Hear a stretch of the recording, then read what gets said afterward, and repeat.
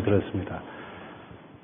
지난주에 예배를 마치고 친교하러 내려갔는데 제가 배식을 받으려고 이렇게 섰는데 어떤 분이 갑자기 저한테 오빠 많이 드세요 그러는 거예요. 나이가 좀 있으신 여집사님이셨는데 그래서 순간 제가 굉장히 당황을 했었어요. 근데 생각해보니까 제가 그런 설교를 한 바로 그날이었잖아요. 그래서 당황도 됐지만 한편으로 흐뭇하기도 하고 기분이 썩 나쁘지는 않았습니다. 물론 부담이 됐던 것도 사실이지만요. 근데 그날 저녁에 제가 그 청년부에 있는 자매하고 카톡을 주고받게 된 거예요.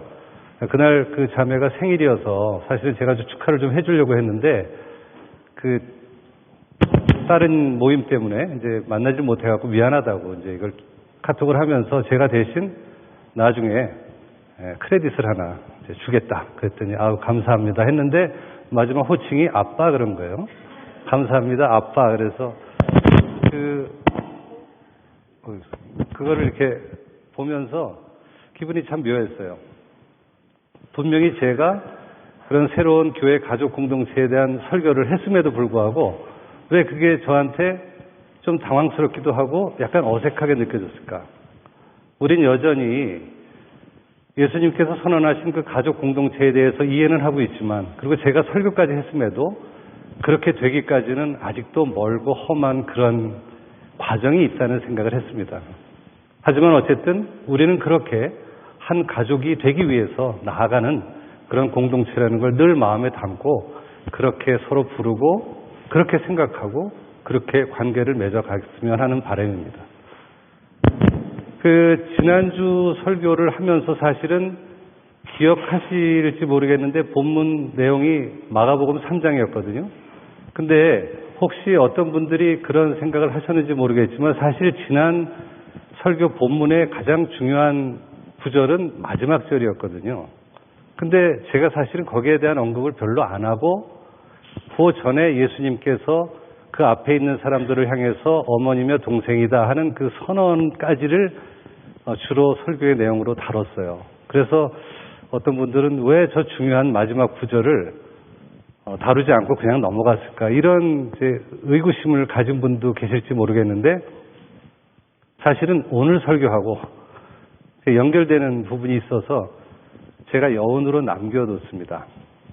그러니까 어떻게 보면 오늘 설교는 지난 설교에 의한 이은, 이부작, 연작 설교라고 봐도 무방할 것 같습니다.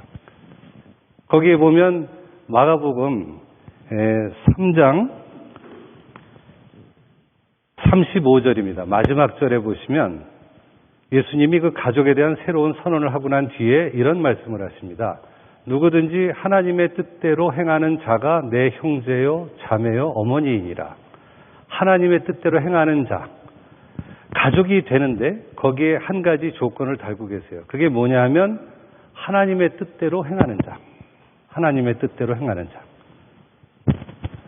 성경을 많이 보셔서 알겠지만 하나님의 뜻에 관한 성경의 여러 구절들이 있는데 제가 그걸 일일이 다 소개하긴 그렇고 그걸 종합해서 정리해 보면 하나님의 뜻을 행한다는 것은 하나님이 보내신 자, 즉 예수를 믿고 그 사람에게 나와서 그 사람의 계명에 순종하고 그와 관계를 갖는 것. 이것이 하나님의 뜻대로 행하는 것이라고 성경은 말하고 있어요.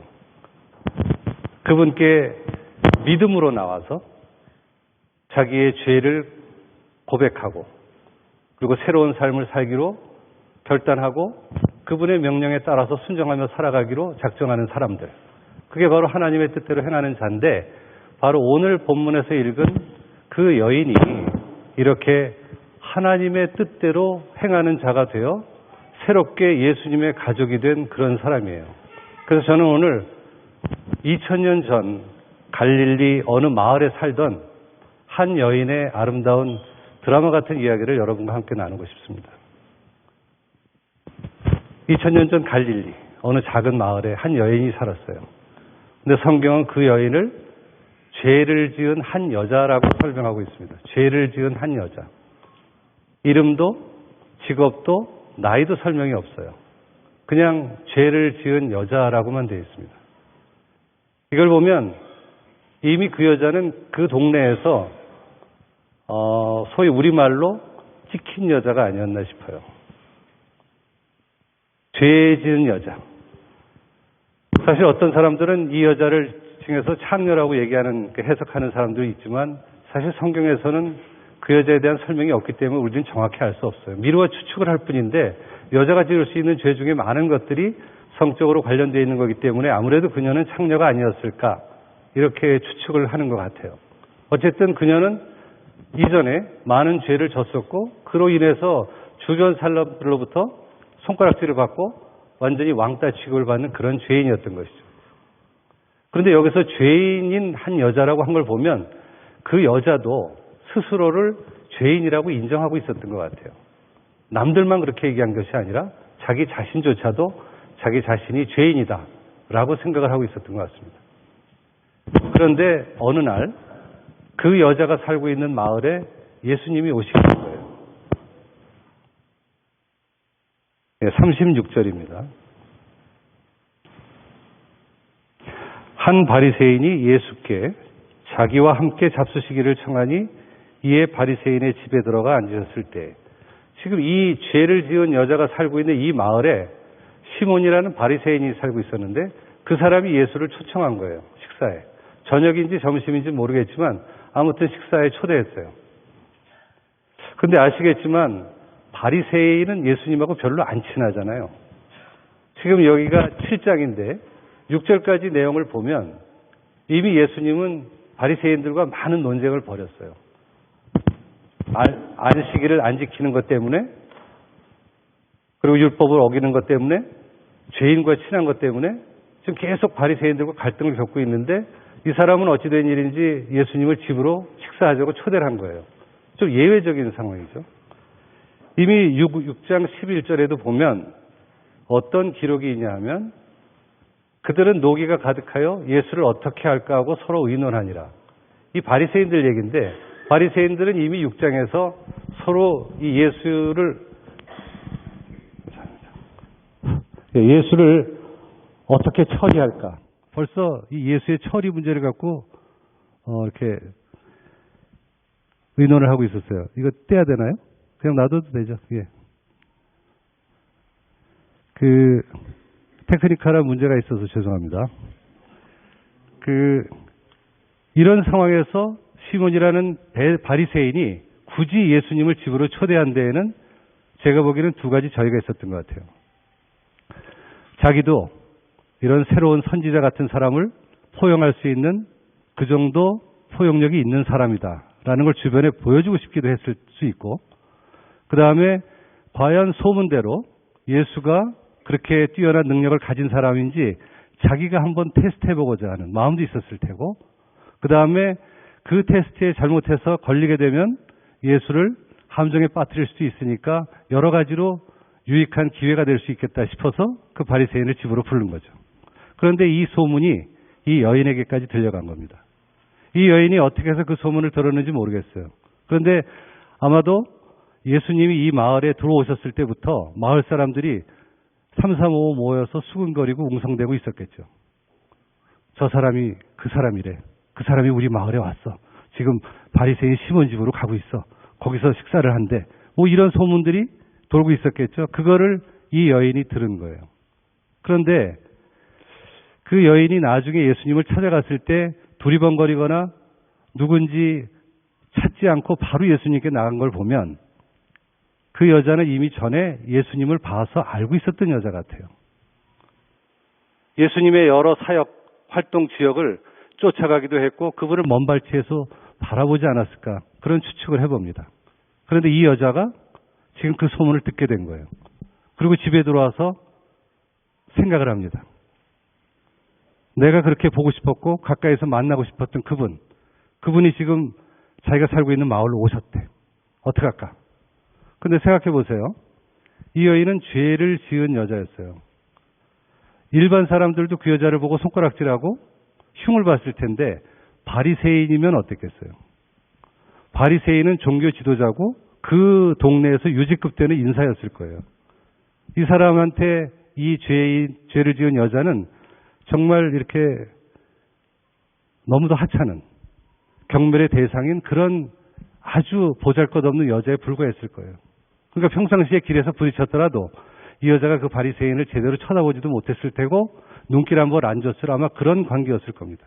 그런데 그 집에 지금 예수님이 공교롭게도 오신 거예요.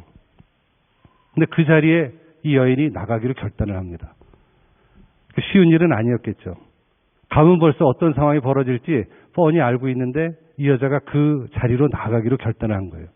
그런데 그냥 나간 게 아니라 장롱을 열어서 자기가 평상시에 아끼던 옥합에 담겨진 향유, 그거를 들고 집을 나섭니다. 제가 그 유대 사회에 동네 사진을 하나 구할까 했는데 그게 정확한지 어떤지 확신이 없어서 사진은 보여드리지 않는데 한번 머릿속으로 상상을 해보세요. 그녀가 집을 나왔습니다. 골목길을 따라서 지금 바리새인이 시몬의 집으로 가고 있어요. 머리에 천을 뒤집어 쓰고 얼굴을 가리고 고개를 푹 숙인 채로 바쁜 걸음으로 가고 있겠죠. 늘상 사람들이 자기를 대할 때마다 자기를 보는 시선이 따가워서 움츠리고 눈을 못 마주치고 그렇게 나서지도 못했던, 대중들이 있는 데는 전혀 가보지도 못했던 그런 한 여인이 지금 사람들이 많이 모여있을 게 너무도 뻔한 바리새인 집으로 가고 있어요. 집 앞에 도착했습니다. 아니나 다를까 많은 사람들이 이미 집 앞에 모여있어요. 이때는 이미 예수님이 제자들까지를 다 부른 상태였기 때문에 이 자리에는 많은 제자들도 아마 있었을 겁니다. 동네 사람들, 그리고 시몬이 청한 다른 바리새인들까지 많은 사람들이 있는 그곳에 이 여인이 들어가는 거예요. 사람들을 비집고. 그렇게 문에 탁 들어섰을 때 저쪽 안채에 상에 비스듬히 앉아서 식사를 하고 계신 예수님의 모습이 눈에 들어왔어요. 유대인들은 우리처럼 이렇게 높은 식탁에서 식사한 게 아니라 낮은 식탁을 놓고 옆으로 이렇게 비스듬히 누운 듯한 그런 자세로 식사를 했대요. 그러니까 예수님도 아마 그런 포즈로 옆으로 기대서 비스듬히 그렇게 식사를 하고 계셨겠죠. 그를 딱 본 순간 이 여인의 마음에 어떤 감정이 치밀었을까요? 여러분도 그런 경험 다들 해보시지 않았나요? 알 수 없는 어떤 것이 이 안에서 이렇게 뭉클해서 갑자기 막 치밀어 오를 때 도저히 감당할 수 없는 어떤 그런 감정, 딱히 뭐라고 설명할 수는 없지만 도저히 억제할 수 없는 그런 뜨거운 감정, 그런 것들이 복받쳐서 이내 그 여인은 거기서 눈물을 흘리게 됩니다. 저도 이런 경험을 해봤던 기억이 있어요. 제가 처음 교회를 나갔을 때 주일 예배만 가면 어찌나 눈물이 나는지 그때 같은 크리넥스를 참 많이 썼던 것 같아요. 옆에서 저희 아내가 계속해서 저한테 크리넥스를 전해주곤 했죠. 그래서 이번 주는 울지 말아야지. 그리고 가도 여지없이 또 눈물이 나서 울고 그렇게 참 많이 울었던 것 같아요. 그게 왜 그랬는지는 잘 모르겠어요. 그렇지만 어쨌든 제 가슴 속에 무언가 새로운 것이 꿈틀대면서 저로 하여금 마음이 뜨거워지게 만들었던 것 같아요. 이 여인도 지금 그런 순간을 만난 것 같습니다. 그리고 나서 여인이 사람들 사이를 비집고 해치고 그 예수님한테로 나아가요. 지금 사람들의 시선이 자기에게로 쏠려 있고, 생각해 보세요. 파티가 벌어지고 있습니다. 지금 식사 자리가 벌어지고 있는데 거기엔 대부분 이 시몬이 부른 동네에 유지급 되는 사람들만 모였을 거예요. 거기에 이 여자가 천을 두르고 그러고 들어가고 있는 거예요. 너무도 그 발걸음이 무겁고 힘들었겠지만 어쨌든 예수님께로 갔는데 예수님 앞에 서지도 못하고 그분과 눈을 마주칠 그런 용기도 없어서 그 발 뒤에 섭니다. 37절입니다. 그 동네에 죄를 지은 한 여자가 있어 예수께서 바리새인 집에 앉아 계심을 알고 향유 담은 옥합을 가지고 와서, 제가 아까 향유에 대한 설명을 잠깐 드려야 되는데 그걸 좀 놓친 것 같아요. 이 여자가 갖고 간 향유 담은 옥합이라는 것은 어떤 것이냐면 사진을 한번 보여드릴게요. 이런 모양의 어떤 그 좌라는 건데 이게 꼭 이런 모습은 아니었었던 것 같기도 해요. 여러 가지 다양한 모습이 있는데 제일 유사한 걸로 사진을 뽑아봤습니다. 저 좌에 고급 기름이 들어있는데 저 향유는 그 당시에 로마의 귀부인들이나 썼던 그런 아주 고급스러운 향유였대요. 그러니까 일반 사람들은 쉽게 구할 수도 없는 아주 비싸고 고급스러웠던 거죠. 그러니까 이 여인이 저거를 왜 구해서 간직했는지 그건 알 수 없지만 어쨌든 저렇게 비싸고 고급스러운 그런 향유를 집에 오랫동안 간직했었다가 그걸 갖고 지금 예수님께로 나온 거예요. 그리고 그 다음 절을 한번 보겠습니다. 38절입니다. 예수의 뒤로 그 발 곁에 서서 울며, 그러니까 예수님 앞에 나가지도 못하고 그 뒤로 가서 발 곁에 서서 울고 있습니다.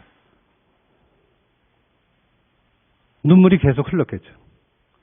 지금 이때야말로 모든 사람들이 자신을 주목하고 있고 이제 이 상황이 어떻게 벌어질지 예측할 수 없는 그런 조금 어색하고도 힘든 상황이에요. 잘못하면 팔이 푸포로 그 자리에서 쫓겨날 수 있는 그런 상황에 이 여인이 놓이게 된 거겠죠. 그런데 예수님께서 이때까지 이 여인에 대해서 아무 말을 안 해요. 아무 말씀을 안 하십니다. 그러니까 바리새인들도 예수님이 과연 이때 어떤 행동을 할지 궁금해하면서 그 상황을 지켜보고 있습니다. 그럴 때 이 여인이 그 다음 행동을 취합니다. 눈물로 그 발을 적시고 자기 머리털로 닦고 눈물이 계속 떨어진 거예요. 그 발 옆에 섰는데 그 흘리는 눈물이 볼을 타고 내려서 그 발 위에 떨어진 겁니다. 계속. 그러자 그 여인은 마침내 머리를 둘렀던 천을 제끼고 묶었던 머리를 풀어 헤치고 무릎을 꿇고 그 머리털로 예수님의 발을 씻기 시작했던 거예요. 이 유대 관습으로 봤을 때 여자들이 머리를 푼다는 것은 굉장히 부끄럽고 수치스러운 일이었답니다. 남 앞에서 머리를 푼다. 그거는 굉장히 부끄럽고 수치스러운 그런 상태를 자기가 인정하는 꼴인데 지금 여자한테는 그런 자기의 자존감이나 그런 것들은 별로 중요하지 않았어요. 오직 예수님한테 자기의 드릴 수 있는 최고의 경의와 예배와 경배를 드리고 있는 거죠. 그렇게 머리털로 발을 닦았습니다. 그리고 나서 그 발에 입을 맞춥니다. 입을 맞추고 그리고 나서 향유를 부어요. 자기가 갖고 온 향유. 그런데 지금 이 유대인 바리새인, 그 예수님을 집으로 초대한 바리새인은 사실 예수님께 발을 씻을 물조차 안 줬던 사람이에요. 기본적으로 유대 사회의 관습을 보면 집으로 손님을 초대하게 되면 물을 준비해 놓고 발을 씻겨주기까지 했답니다. 근데 물도 주질 않았을 뿐 아니라 발도 안 씻겨준 거죠. 그 말이 44절에 나오고 있습니다. 그 여자를 돌아보시며 시면하게 이르시되 이 여자를 보느냐? 내가 네 집에 들어설 때 내게 발 씻을 물도 주지 아니하였으되 이 여자는 눈물로 내 발을 적시고 그 머리털로 닦았으며. 자기 집에 초대까지 해서 불러온 바리새인은 정작 예수님께 발 씻을 물을 드리지 않았어요. 근데 초대받지 않은 이 불청객 죄를 지은 여인은 이날 예수님께 나와서 눈물로 그 발을 씻고 있습니다. 그리고 나서 자기의 머리털을 풀어서 여자로서의 최고의 수치와 부끄러움도 감수하고 무릎을 꿇고 그 발을 닦고 있어요. 그리고 나서 마침내 자기가 간직하고 있던 그 소중한 옥합, 그 향유를 담은 옥합을 깨트려서 그 향유를 발 위에 붓습니다. 이 향유는 뚜껑이 달린 게 아니라서 그걸 사용하려면 목 부분을 깼어야 된대요. 그러니까 목 부분을 깨고 그걸 부은 거죠. 생각해 보세요. 얼마나 오랜 시간 동안 이 여자가 이 옥합을 사기 위해서 시간과 돈을 투자했을까요? 얼마나 많은 돈을 모았을까? 만약에 그 여자가 창녀였다면 얼마만큼 그 일을 해서 이거를 마련했을까? 그리고 그거를 장롱에 넣어놓고 매번 볼 때마다 저걸 언제 내가 결정적으로 중요할 때 한번 사용해야지. 그러면서 아끼면서 보관해왔던 그런 소중한 물건, 그것이었겠죠.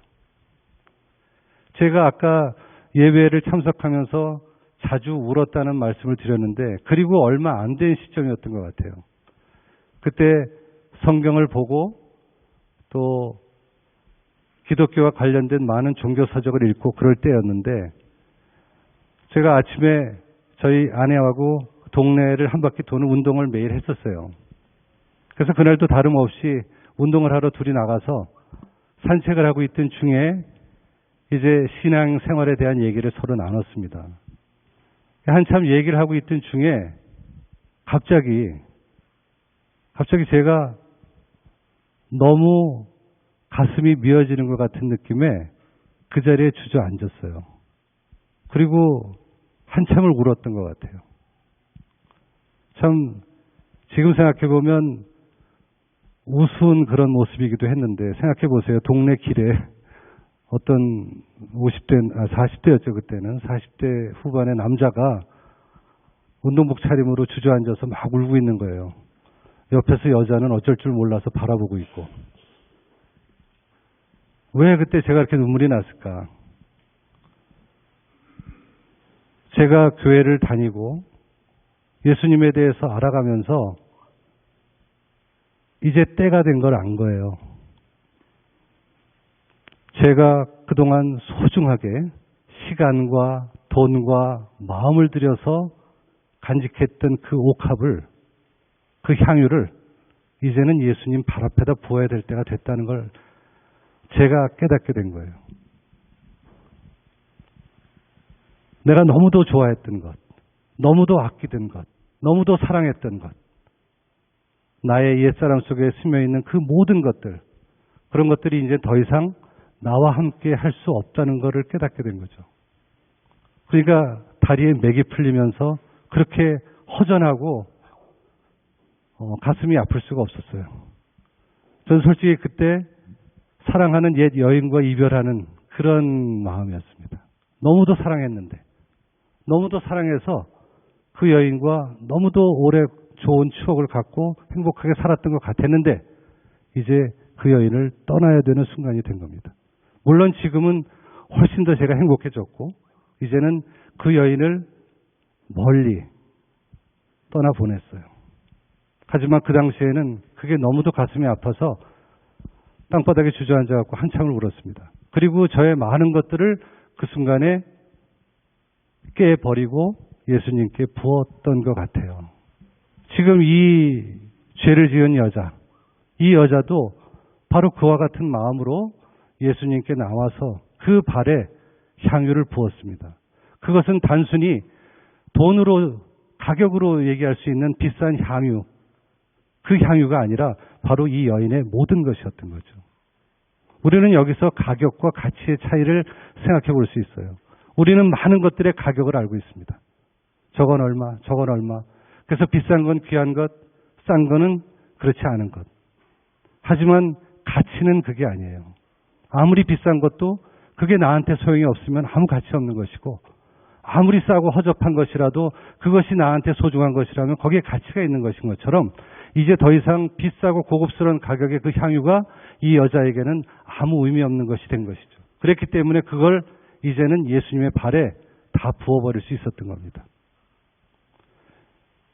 이때 이 같이 있던 바리새인 집에 얼마나 향기가 풍겼겠어요. 최고급의 향유가 병째 깨어졌어요. 그 집안에 온통 향기로운 냄새가 퍼졌겠죠. 모든 사람들이 그 냄새를 맡고 있었습니다. 그런데 아마도 그 여인의 진정한 향기를 맡은 것은 그 자리에 예수님밖에 없지 않았을까. 저는 이렇게 생각해 봅니다. 사람들은 겉으로 드러난 자기 코로 맡아지는 그런 냄새를 맡고 저 여자가 미쳤군. 저렇게 비싼 향유를 저렇게 부어버리다니. 이렇게 욕을 하면서 그 향수의 냄새를 맡고 있을 때 예수님께서는 그 여인의 진정한 믿음의 향기를 맡으셨던 것 같아요. 그런데 정작 집으로 이 예수님을 초대한 바리새인은 이 순간에 이 여인이 자기의 모든 것을 회개하고 그 회개의 고백으로 그 향유를 바치고 이런 아름다운 일들이 벌어지고 있을 때 그 일 속에 담겨진 비밀을 전혀 깨닫지 못하고 자기 마음으로 예수님을 평가하고 있어요. 그게 39절에 나오고 있습니다. 예수를 청한 바리새인이 그것을 보고 마음에 이르기를 이 사람이 만일 선지자라면 자기를 만지는 이 여자가 누구며 어떠한 자 곧 죄인인 줄을 알았으리라 하거늘. 지금 예수님께 은혜를 구하러 나가야 될 사람이 예수님을 자기 집으로 턱하니 불러놓고 지금 자기 식대로 평가를 하고 있는 거예요. 그 자가 죄인이라는 걸 알았으면 죄인이여 물러가라 해야 됐을 텐데 그 여인을 계속 그 여인이 하는 대로 내버려 두고 있는 모습을 보고 바리새인이 아 이거 진짜 선지자 아니구만. 내 이럴 줄 알았어. 그리고 예수님을 평가하고 있어요. 참 안타까운 모습입니다. 죄를 지은 여자는 그 전에 예수님을 먼 발치에서 바라보면서 그 군중 속에 있을 때 어떻게든 기회만 되면 그 예수님한테 나가보려고 그렇게 마음으로 졸이고 있다가 마침내 동네에 나타났다는 소문을 듣고 모든 어려움을 감수하고 나아가서 그분 앞에 엎드렸어요. 그래서 군중이었던 그 여인이 이제는 자기 죄를 회개하고 하나님과의 새로운 관계 속에서 예수님의 가족이 되었던 거예요. 그런데 정작 집으로 불러들인 바리새인은 아직도 방관자의 모습으로 그냥 군중의 한 사람으로 남아있는 모습이죠. 우리는 예수님께 나아가야 되는 사람이지 예수님께 나한테 오라고 할 수 있는 사람들이 아닌 것 같아요. 어떤 상황에서라도 우리의 문제를 갖고 불편함과 어려움과 힘든 그 모든 것들을 감수하면서 예수님께로 나아가야 되는 그런 예배자인 것 같습니다. 그런 예배자. 우리가 그렇게 예수님 앞에 나아갈 때 우리가 가져가야 될 것은 눈물과 우리의 향유인 것이죠. 이 여인이 흘렸던 그 많은 눈물, 그거는 아마도 슬픔의 증거였을 거예요. 그 슬픔은 자기가 죄인이라는 것, 너무도 보잘것없는 죄인이라는 자기 자신에 대한 슬픔, 그 슬픔의 증거로 눈물을 흘렸고 그 자리가 바로 회개의 시작이 된 그런 자리였습니다. 그리고 예수님께는 그 여인이 부은 그 옥합이 마침내 그 앞에서 깨어지고 거기서 향기가 풍겨났을 때 그 여인의 믿음의 향기를 맡으시게 된 거죠. 제가 아까 그 순간에 제 옥합이 깨어졌다고 말씀을 드렸는데 그 이후에 지금까지 신앙의 여정을 걸어오면서 가끔씩 제 장롱을 들여다봅니다. 근데 장롱에 옥합이 여전히 있어요. 그때 다 깨서 드린 줄 알았는데 요즘도 장을 열면 그 옥합 향기가 탁 있는 거예요. 섬찟하고 놀라죠. 저거 내가 분명히 깨서 드렸는데 왜 또 있는 거야? 우리는 오늘 함께한 이 본문의 이야기가 2000년 전 저 먼 곳에서 있었던 한 여자의 이야기가 아니라는 것을 생각해야 될 것 같습니다. 성경이 만약에 그때 그 시절의 이야기로 끝난다면 그것은 하나님의 말씀일 수가 없죠. 우리와 아무 관계가 없는데. 그렇게 오래전에 있었던 그때 그 이야기로 남을 때 그것은 생명력 없는 그런 박제된 성경에 불과하겠지만 그것이 오늘 살아서 내 삶에 그대로 나타난다면 그것은 바로 살아있는 생명의 말씀이 되겠죠. 저는 오늘도 그 옥합을 또 들고 나왔어요. 그리고 이 자리에서 또 깹니다. 눈물로 서서 예수님 앞에 감히 나가지도 못하고 발 뒤곁에 서서 눈물을 흘리면서 부끄러움도 감수하고 머리를 풀어서 그 머리로 발을 닦고 그리고 거기에 내가 소중하게 간직하고 있던 그 향유를 깨서 붓고 있습니다. 그 일들이 우리 삶에서 지속적으로 일어나야 되지 않을까 그런 생각을 해봅니다.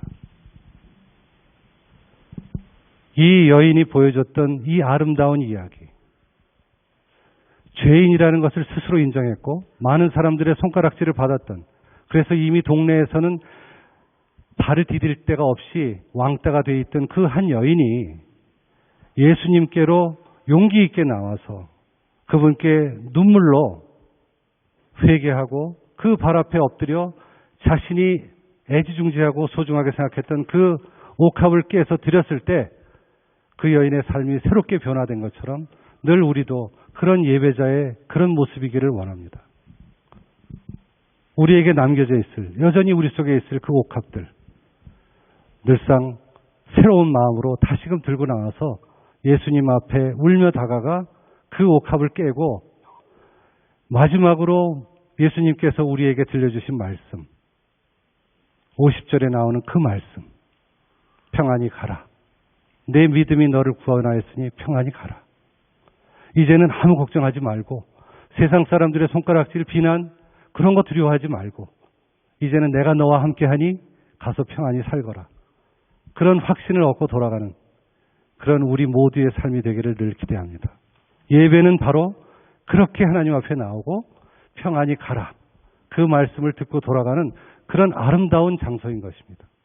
비록 나는 머리가 풀어헤쳐지고 흉한 모습으로 그 발 앞에 엎드려 있지만 돌아갈 때는 기쁨으로 웃으면서 새 삶을 사는 그런 예수님의 가족으로 돌아가는 것이죠. 그게 우리 모두의 예배자의 평생의 삶이 되기를 간절히 소망합니다. 오늘 마지막으로 제가 오늘 읽었던 구절을 제가 한번 읽어보고 함께 설교를 마치겠습니다. 그 동네에 죄를 지은 이창순이란 자가 있어 예수께서 바리새인의 집에 앉아 계심을 알고 향수 담은 옥합을 가지고 와서 예수의 뒤로 그 발 곁에 서서 울며 눈물로 그 발을 적시고 자기 머리털로 닦고 그 발에 입 맞추고 향유를 부으니 예수께서 이창순 그에게 이르시되 내 믿음이 너를 구원하였으니 평안히 가라 하시니라. 아멘. 함께 기도하시겠습니다.